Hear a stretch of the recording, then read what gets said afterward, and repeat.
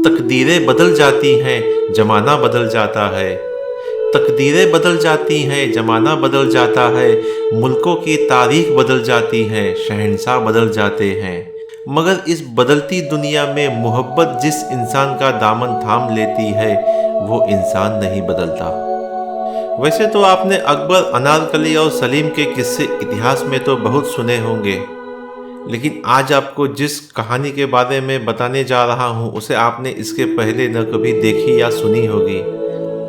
क्या आप भी हालिया release web series Taj divided by blood देखकर हो गए हैं हैरान कि आखिरकार कौन थी अनारकली, सलीम की माशूका या बादशाह अकबर की बीवी? तो जानिए इतिहास क्या कहता है इस बारे में। Taj divided by blood web series इन दिनों काफ़ी चर्चा में है। G5 पर रिलीज इस वेब सीरीज ने अनारकली और सलीम की प्रेम कहानी जहां एक और सभी को फिर से अपनी ओर रिझा रही है, लेकिन लोगों को वहीं इसमें एक उलझन भी हुई है कि क्या अनारकली बादशाह अकबर की बीवी थी। तो आइए जान लेते हैं कि इतिहास के पन्ने इस बारे में क्या कहते हैं। तो आखिरकार अनारकली थी कौन? यह सवाल इसलिए कि अब तक हम में से अधिकतर लोग मुगल काल की इस हसीन कनीज को शहजादा सलीम की प्रेमिका के रूप में ही जानते थे। सलीम और अनारकली की प्रेम कहानी पर फिल्मों से लेकर इतिहास की किताबों तक में बहुत कुछ लिखा गया है। यह भी कि बादशाह अकबर अपने सबसे बड़े बेटे सलीम के इस प्यार से नाखुश थे और उन्होंने उसी गुस्से के चलते अनारकली को दीवार में जिंदा ही चुनवा दिया था। शहजादा सलीम जो आगे चलकर जहांगीर के नाम से मशहूर हुए, जहां के आसिफ की फिल्म मुगले आजम ने अनारकली और सलीम की प्रेम कहानी को अमर बनाने के लिए एक बड़ी अहम भूमिका निभाई। लेकिन आजकल G5 पर रिलीज एक web series Taj divided by blood को देखकर बहुत से लोग असमंजित हो रहे हैं कि आखिर अनारकली थी कौन?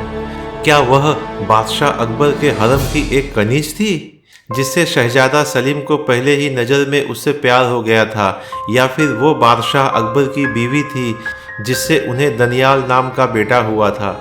वैसे तो इतिहास की किताबों में अनारकली को लेकर कई तरह की बातें हैं, तो आइए जरा समझते हैं कि असल में माजरा क्या था और अनारकली थी कौन। जैसा कि हम सभी भली भांति जानते हैं कि हिंदुस्तान का इतिहास मुगलों की चर्चा के बिना अधूरा है। जहां इस देश को बसाने और संवारने में मुगलों का बहुत बड़ा योगदान रहा है, वहीं इतिहास के पन्नों में इस बात की भी तस्दीक करते हैं कि मुगल सल्तनत की हिंदुस्तान में नींव रखने वाला बाबर वास्तव में यहाँ लूटने नहीं अपना घर बसाने आया था। और फिर आगे चलकर बादशाह अकबर एक ऐसे राजा हुए जिन्होंने राजपूत जोधा भाई से न सिर्फ विवाह किया बल्कि हिंदू, मुसलमान, ईसाई हर धर्म को समान अधिकार देकर एक नया धर्म दीन इलाही बनाया। लेकिन इन तमाम विषयों के बीच हमेशा से ही अनारकली एक ऐसा विवादित नाम है जिसमें हमेशा से ही इतिहासकारों की दिलचस्पी खूब रही है। अनारकली की खूबसूरती और उसके अंत को लेकर अलग अलग इतिहासकारों की अलग अलग राय है, और इसमें सबसे दिलचस्प बात तो यह है कि अनारकली की जिंदगी एक ऐसे राज की तरह है जिसकी सटीक पुष्टि तब से लेकर आज तक कोई भी नहीं कर पाया। शायद ऐसा इसलिए भी हो सकता है कि बादशाह अकबर हमेशा से ही अनारकली को दुनिया से छिपाकर रखना चाहते थे। वहीं देखा जाए तो अनारकली को लेकर एक बात तो पुख्ता तौर पर कही जा सकती है कि वह कोई काल्पनिक किरदार नहीं है, वह वाकई में थी। पाकिस्तान के पंजाब में एक ताजमहल की तरह ही दिखने वाला मकबरा भी है जिसे अनारकली का मकबरा कहा जाता है। जैसा कि इतिहास के पन्ने बताते हैं कि यह मकबरा शहजादा सलीम ने राजा जहांगीर के तौर पर गद्दी संभालने के बाद बनवाया था।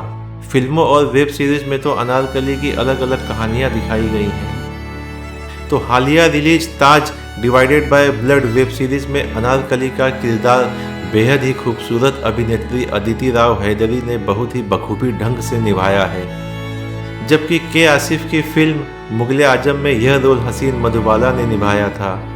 अब आपको यहाँ पर एक बात बताना और ज़रूरी है कि मुगले आजम फिल्म में अनारकली को दीवार में चुनवाते नहीं दिखाया गया है। फिल्म के क्लाइमेक्स में हम देखते हैं कि शहजादा सलीम की मोहब्बत को बादशाह की नज़रों से बचाकर किसी तरह सुरंग के रास्ते महल से दूर भगा दिया गया था। बताया तो यह भी जाता है कि जब फिल्म की स्क्रिप्ट लिखी जा रही थी तब मेकर्स ने यह फैसला इसलिए लिया कि शायद दीवार में चुनवाने वाला अंत बहुत ही दुखद न हो जाए और दर्शक इसे बर्दाश्त ही न कर पाए।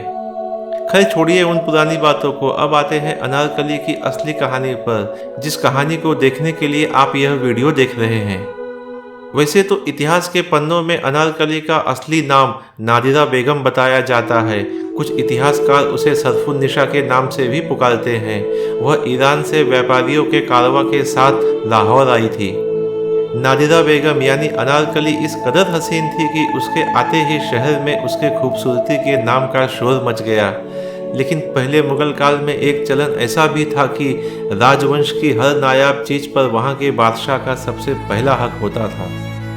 और जब बादशाह ने उसके खूबसूरती की चर्चा सुनी तो उनसे रहा नहीं गया। ऐसे में नादिरा को अकबर बादशाह के दरबार में तलब किया गया, जहां नादिरा को नाचने का काफ़ी शौक था और बादशाह को उसका वह अंदाज बहुत पसंद आया। तभी बादशाह अकबर ने ही खुश होकर नादिरा को अनारकली का नाम दिया और अपनी सबसे खास कनीज होने का ओहदा भी। वैसे तो पाकिस्तान में अनारकली की कब्र पर 2 तारीखें लिखी गई हैं। उनमें से पहले सन 1599 और दूसरी पर लिखा गया है सन 1615। वहीं लेखक सैयद अब्दुल लतीफ़ अपनी किताब तारीख़े लाहौर में लिखते हैं कि अनारकली असल में अकबर की बीवी थी, लेकिन शहजादा सलीम के इश्क के कारण ही उसकी जान चली गई। वहीं अब्दुल लतीफ़ आगे लिखते हैं कि कब्र पर जो सन 1599 लिखा है वह अनारकली के मरने का साल है, जबकि सन 1615 कब्र के निर्माण के पूरा होने का साल। क्योंकि यह बात तो सभी जानते हैं कि शहजादा सलीम उर्फ जहांगीर अनारकली के इश्क में दीवाने थे और उन्होंने ही यह मकबरा बनवाकर अनारकली की कब्र पर लिखवाया, अगर मैं अपनी महबूबा को एक बार भी पकड़ सकता तो अल्लाह का शुक्रिया क़यामत तक करता। वहीं अगर ये कहे कि अनारकली सिर्फ भारत की दंत कथाओं में विराजित है तो गलत होगा। अनारकली के बारे में आज तक जितने भी इतिहासकारों ने लिखा है उसमें ब्रिटिश टूरिस्ट विलियम फिंच की बातों को सच के ज़्यादा करीब समझा जाता है। ऐसा इसलिए है कि वह सन 1608 से लेकर 1611 तक लाहौर में ही रहे थे और ऐसे में उन्होंने जो बातें सुनी, समझी और जानकारी इकट्ठा की वो ज़्यादा सटीक हो सकती है। डॉन अखबार में छपे एक लेख के मुताबिक फिंच बताते हैं कि अनारकली असल में अकबर की कई पत्नियों में से एक थी।